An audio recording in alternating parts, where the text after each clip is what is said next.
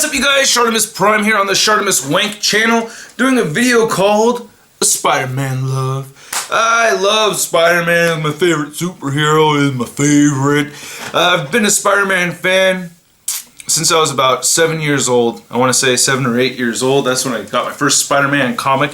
Picked it off the shelf. I was going to go on a plane ride to Venezuela when I was little, and my mom wanted to have us busy, and I picked up I think it was like Spider-Man number 6 or something like that. It was drawn by Todd McFarlane, so my very first comic book, drawn by Todd McFarlane.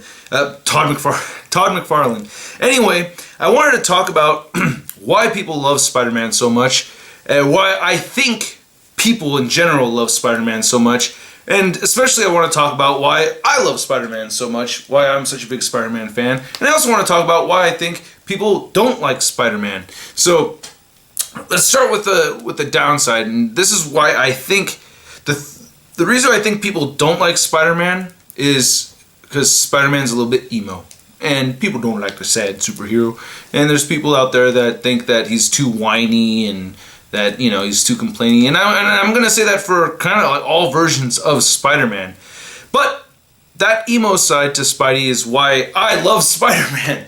Hey, call me an emo bitch, whatever. Fuck you. I have emotions, damn it. It's not a sad thing to have emotions, not always, all right? Really though, the main reason why let's dial back a little bit. Okay, before we get into the emo side of Spider-Man, let's just look at the physicality of the suit, right? Just the physics of the Spider-Man suit. We have a Marvel Legend Pizza Spidey right over here, okay? And he's bearing blue and red colors, which are common for superheroes. Superman has the red and blue also. But the thing with Spider-Man, especially compared to the other major superheroes, is that two features of this costume, created by Steve Ditko, not Stan Lee, right? Apparently, from what I understand, Stan Lee came up with the name Spider-Man, and I think he came up with Spider-Man because from an interview I saw of Stan Lee, he said that he wanted to have something kind of sexy, something with a little bit of pizzazz. I've been reading these Marvel Masterworks books. I'm on starting number 5 now. When you go the earlier back you go with the Spider-Man comics, you'll see more bats. Yeah, Spidey has made a bunch of little web bat things to distract his villains and whatnot. And I really feel like there's a lot of... I felt like Stan Lee was really trying to compete with the Batman character. And I think him picking a spider was kind of falling into that whole Halloween kind of... the taboo creatures out there. And I really felt like he was really trying to tap into that, not just with Spider-Man, but with the Green Goblin as well. Because the Green Goblin is basically a Halloween supervillain. So I really felt like there's that, I really think that he saw the taboo of the Bat and the Batman succeed and thought that, okay, I need to pick another scary creature to work with to kind of get some popularity here. That's just my speculation, and I think it actually, and if that is true, which, like I said, he wanted to pick something sexy, he went with the spider. Now, spiders are very awesome creatures, you know what I mean? I love bats because I think bats are amazing creatures. Spiders, I don't love as much, but I think they're very cool. I mean, man, they spin webs, they have 8 legs, they can crawl anywhere, they're very solitary creatures, and they can do amazing things. So, spiders just in general are cool. But going back to the actual Spider-Man suit that Steve Ditko designed, this is complicated and weird. I mean, look at that. You have this weird design thing with the arms where you have this weird band that comes off on the outside, and then you have this whole thing with the waistband kind of connecting to this weird strip in the middle right here. I mean, the boots are pretty regular superhero stuff, but the thing that really sticks out, but the two things that I think that really separate this design here is that you have webbing going throughout the whole thing. It creates another level of detail that we really don't see in many other superhero costumes at all. I mean, it's really detailed out. And I saw this behind the scenes issue that Steve Ditko did, and he's like, oh, I forgot the webbing. Like that's another detail that you have to add. Now, the other thing here is that he has big eyes. Like now, Not all Spider-Man had big eyes. Steve Ditko's were kind of like in the middle, you know. Romita Sr.'s eyes are even a little bit smaller, but they're still prominent eyes. You have a blank canvas. I mean, aside from the webbing, really, it's just this mask, and then you have these eyes. That's like really the only feature aside from the webbing that's on there. There's no nose or mouth or ears or anything. It's just really eyes and the cobweb design. As human beings, eyes mean a lot to us. Eyes can tell the word, can say a lot, you know? Like, people don't, you know, like you ever get this? Like, oh yeah, man, yeah, you know, you say something douchey and your friend goes, you know what I mean? Like, you can say a lot with just your eyes. I dropped Spider-Man's head, speaking of the eyes. So I think there's that element of the costume that really, that really captures a lot of people's interest, just based off of the design, you know? The other thing is the powers. Superpower, he's not the most powerful superhero out there. He's just not. I think he falls somewhere in the middle. Maybe, you know, and maybe kind of closer to the higher power, but I think he falls right in the middle, which is very cool. But if you really think about his powers, think of the fun shit he did when you were a kid. I remember one of the funnest times I had when I was a kid was at, like, over here in Pacifica, there's like a bunch of woods in there, woody areas and stuff, and I remember I loved playing on the tree swings. I mean, come on, man, what kid did not love playing on a tree swing, right? That is a very obtainable fantasy to have. The idea of swinging through the city, it's not very far off from being on a tree swing. I mean, yeah, it is, but the experience of feeling the wind rush through you and everything, and feeling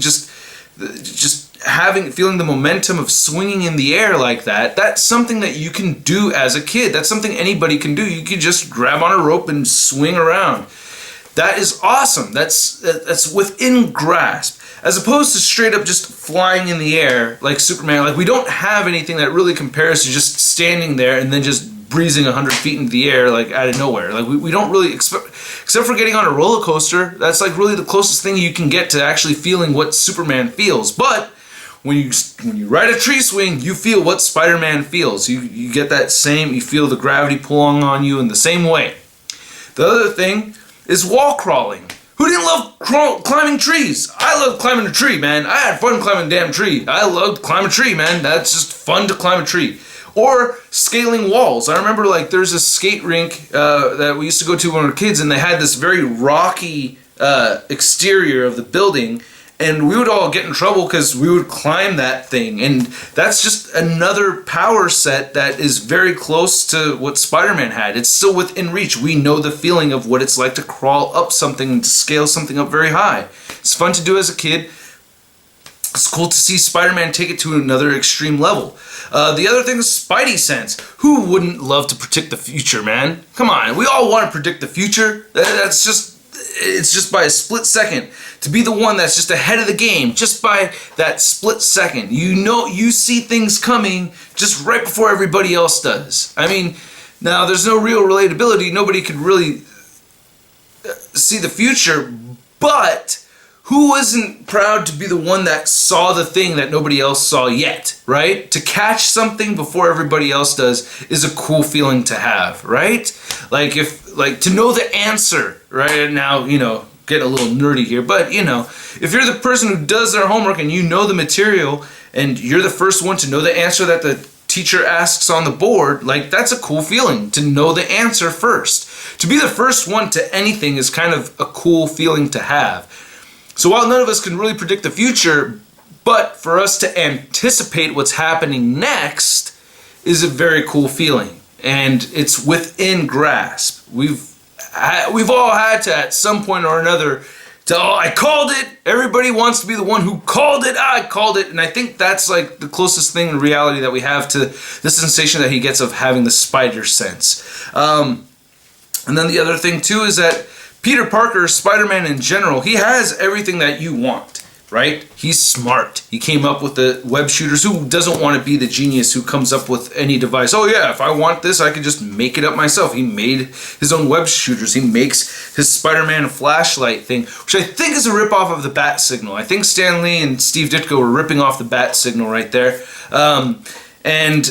So he has a super brain, and then you have the ultra buffness that comes with being a superhero. So he has it all. He has all the things that you want. Now going more onto the Peter Parker side of things, he has everything that he has. The thing that I really love about Spider-Man, like as a kid, all the powers and everything was what really made me love the character. But a bubble just flew out of my mouth, and that's always kind of funny to me. But I think the thing that really makes people love Spider-Man are the problems that he goes through. And now we're getting into the emo side of things. When you read the way Stan Lee demonstrates his problems, it's a very real life take. Now Stan wanted to be a novelist. If I remember correctly, he either wanted to be a screenwriter or a novelist, but writing comic books wasn't part of his agenda, and he was 40 when Spider-Man was created. So he had a very soap opera mentality of writing these stories, and I love it because it's complex in the sense of how real life can be complex, and he has girl drama. He has his girlfriend Betty Brant, and we're going back to the first issue, the earliest issues. But if it's not him having to deal with Betty Brant and then Liz Allen having a crush on him, then it's him juggling the Gwen Stacy and the Mary Jane relationships. He's got more than one girl, and come on, man, it's like who doesn't want to have more than one hot chick to have to deal with? You know what I mean? Like, oh my goodness, I have all these, I'm flooded with all these hotnesses, what do I do? Like, what guy doesn't want that, man? He's got that perfect situation. However, he has problems that come with that, Like, people joke around like, oh yeah, how cool, how cool it'd be to have, like they joke, more than one girlfriend. Like, in reality, it's like you think about it, how cool it would be to have more than one girlfriend. Oh, I'm surrounded by, hotnesses. But in the true reality of it, any married man out there can tell you, I'm cool with just the one, brother. Like, really, just the one is enough work as it is that you don't really want to have to juggle two relationships. So that's Spider-Man juggling more than one relationship, and it's hard on him. You have these girls getting pissed off. The way they write the speech bubbles is that they'll do these little icicles things, and like Liz gives him the cold shoulder, or Betty Brant, says something mean, like they have these little icicle things right there. So it's very hard managing that, and at the same time, guys have actually had to deal with, figuring out which girl that they want to date and having more than one girl to choose from to be with and everything. That's like a very real problem. That's just one of Spider-Man's problems. Then he has the reality of taking care of Aunt May. Aunt May is always in the hospital and stuff. He doesn't want to scare Aunt. He doesn't want to do anything that's going to worry Aunt May into a heart attack. So you have your family life that you have to look after, that most of us should have. And then he's got money problems. Luckily, Spider-Man is his day job. Like, that's so funny to me. It's like Spider-Man is his day job. He takes pictures while he's doing this. So Spider-Man pays the bills. And then the other thing is that he has school. The last video I was talking about balance, and that's like another reason why I really love Spider-Man, is because it really shows you that you're not the only one out there having to balance all these other different compartments in your life. You have a lot to juggle, so you have to have a straight head and keep track of all this stuff that's going on. These are things that you don't really think about so much as a child, because as a child you have your school, you have your homework, you have soccer practice, and you have your video games, and that's kind of it. But there's nobody really depending on you, and that's what Spider-Man has. A lot of people depending on him, and that's why I think you have these obligations that you have to, you tell somebody you're going to do something, you have to do it. You don't have to, but unless you want to be douche, you have to follow through with it. And sometimes he doesn't, and sometimes he doesn't follow through with things. Sometimes things fall on his lap. Things don't go the way that he meant to take care of this thing or whatnot, but he couldn't because he was too busy fighting Doc Ock or whatever, you know? So it's very much like real life in that sense. And Stan Lee even said something, and there's a lot of fourth wall breaking in those early comics. And I'm going to do a review on the Ditko run. So I don't want to, this is the Romita run, of course, but I want to do a review on my main channel talking about the Steve Ditko run. So I'm going to kind of cut myself off from going too far into that. But it's, so there's some fourth wall breaking, and they try to like shed some light on how things are a little bit more realistic and whatnot. So I just think that it's very cool that we have this superhero that seems to have a lot of realistic problems. And I feel like they're exaggerated in some ways, but I love Batman. I think Batman's great, but I am lucky enough to not grow up with a terrible thing like watching my parents die right in front of me. I didn't grow up with that. I didn't grow up with the feeling that, you know, I heard a podcast where somebody was talking about they're a huge Superman fan because they were an orphan, and they had to move into a new area and everything, and they really related to the whole orphan story of Superman. Now, Spider-Man, he's an orphan too, but is he really plagued by that very hard? Like, especially from what I've been reading so far, it's not like he has a loving aunt and uncle that raised him, so.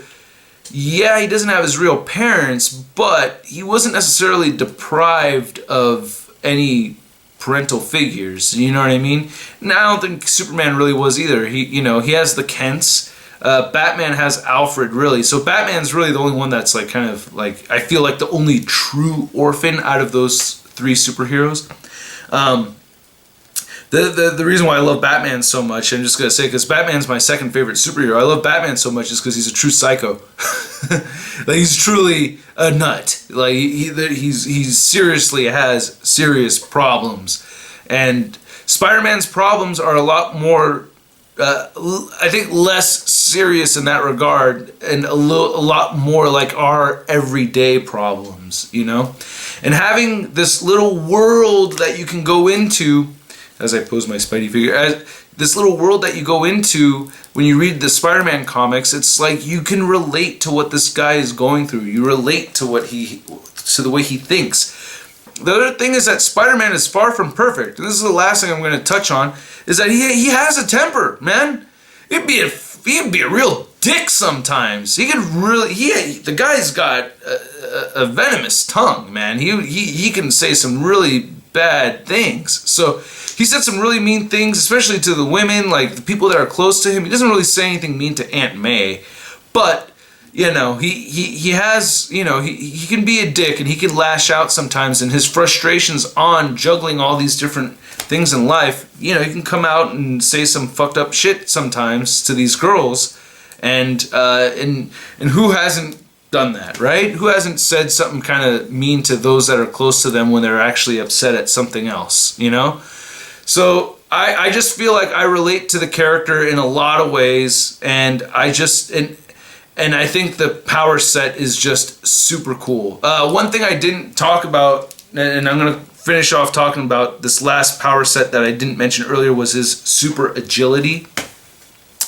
How cool is it to have the super agility? I remember I was never really good at sports. I loved playing sports as a kid, but I just sucked. I just did not have the coordination. I sucked at sports. The thing is that I remember playing dodgeball, and there's this one kid, Nick Resch, who was incredibly agile, and this guy dodged those balls like crazy. You couldn't get him. Like, nobody could get him, man. And it was amazing to me. It looked like watching like a real life Spider-Man. Another obtainable thing, even though I couldn't do it, I could watch this other kid who's almost as agile as what I pictured for Spider-Man to be. So just going into, you know, how I really think there's so much Spider-Man love out there because all of his issues and his power sets are kind of within grasp. Not too outside of reality, but definitely unrealistic. I mean, if you think of all the stuff he physically does, I mean, it would tear your arm off, you know what I mean, easily. And his neck would have broken thousands of times over. Anyway, I hope you guys enjoyed this video. This is a very long one, but I love Spider-Man, and I could talk about Spider-Man forever, and I will do another video talking about Spider-Man very soon it's going to be called the Ditko Run, something like that. It's issues 1 through 38, I think. Or was it 30? I think 39 was the first one that Romita started drawing. So, yeah. So I hope you guys enjoyed the video. Leave me a comment telling me why you love Spider-Man so much, and I'll catch you guys later. Peace!